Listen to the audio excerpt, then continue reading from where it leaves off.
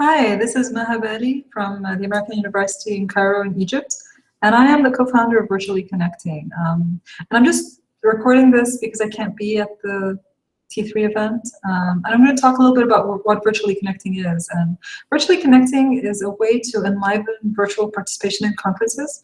We believe that those of us who cannot attend conferences regularly have important voices to be added to what's happening at the conference. And we think that live streaming of conference events like keynotes or whatever is really, really helpful.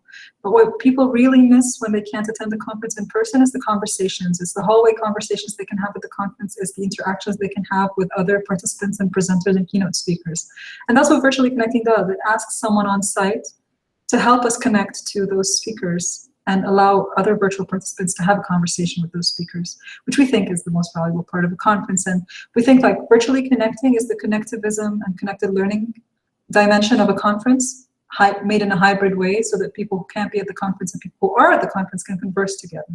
By doing that, you're making the conference more inclusive by including the voices of adjuncts, students, people, international scholars, parents, all these people who for whatever social, financial, health reasons cannot be at conferences regularly. And we work as a team of volunteers. Everyone on site and virtually who are helping to make this happen is a volunteer.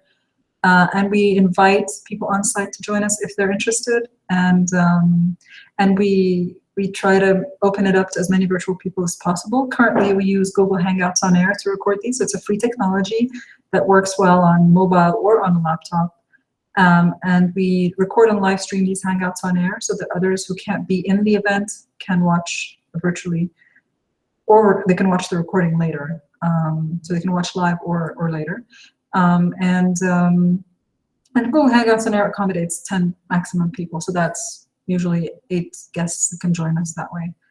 And so hopefully what we're trying to do, and what we think we're doing based on survey feedback we've done so far, is enhancing the virtual conference experience for people who can't be there and helping them have a voice and develop themselves as well.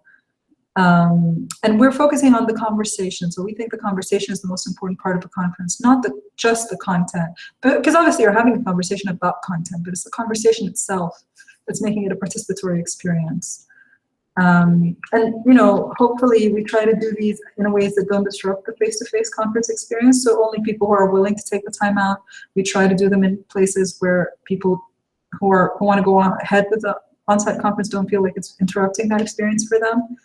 And we're spontaneous to an extent, but also we try to plan them ahead so that virtual participants can plan their time to be able to join, and people on site know when they're free and are able to join in.